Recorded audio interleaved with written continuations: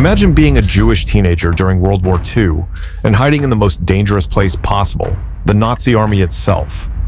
This is the unbelievable true story of Solomon Perel, a boy who not only survived the Holocaust, but did so while living as a member of the Hitler Youth. This isn't just a story of survival, it's a story of lies, betrayal, and a constant battle between who you are and what you must become to stay alive. Stay with us as we uncover Solomon Perel's harrowing journey from a scared boy running for his life to a secret soldier inside the Nazi regime. Solomon Perel was born in 1925 in a small town in Germany called Peine. His family had come from Russia, trying to find a better life in Germany. But everything changed when Hitler came to power. In 1935, the Nazi regime started their campaign of hatred. Jewish businesses were attacked, schools kicked out Jewish students, and entire families were forced to flee. Solomon's family was no different. Their shoe store was looted, and they had to escape to Poland, hoping to find safety. But as the war began in 1939, the Nazi war machine was unstoppable. Poland was invaded, and Solomon and his brother Yitzhak made the desperate decision to flee east, into Soviet-controlled territory. They risked their lives, dodging bombs and bullets, hoping to find refuge. Solomon made it across the border into Soviet territory, but his brother Yitzhak took another path, leaving them separated for years. Solomon found temporary safety in a Soviet orphanage, but in 1941, everything changed again. Nazi forces invaded the Soviet Union, and once again, Solomon was on the run. Only this time, he didn't make it. Solomon was captured by the Wehrmacht, the Nazi army.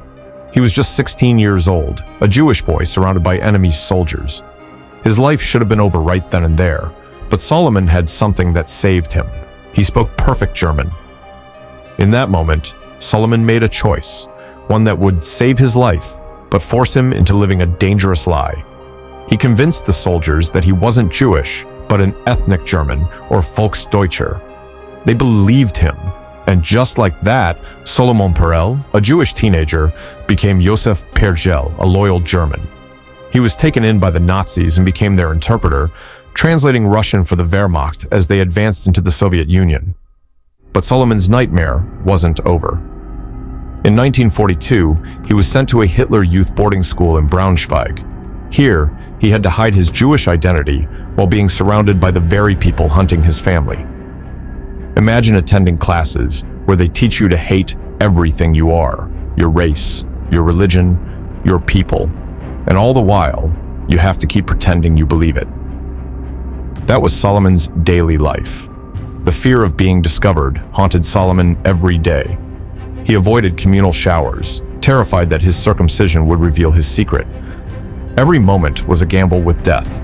At one point, a Nazi doctor found out his secret, but didn't reveal it because the doctor had his own secret. He was a homosexual. And in the twisted reality of Nazi Germany, exposing Solomon would also have exposed himself. As the war began to crumble for the Nazis, Solomon was drafted into the German army. His final assignment? Guarding a bridge, armed with nothing but a Panzerfaust, but he never had to fire a shot. American forces captured him, and for the first time in years, Solomon Perel was free. They released him, a young conscript who had just survived one of the most dangerous double lives anyone could imagine.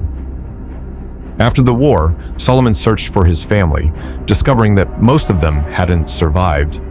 His father had died in the Lodz ghetto, his mother was murdered in a gas truck, and his sister was shot on a death march.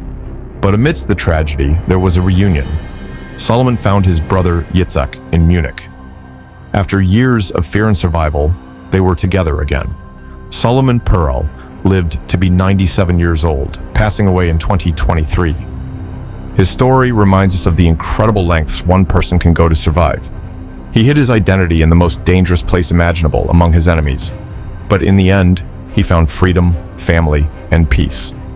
If you found Solomon's story as unbelievable and inspiring as we did, hit that like button, subscribe for more untold stories from history, and leave a comment below. What would you have done in Solomon's place? Let us know.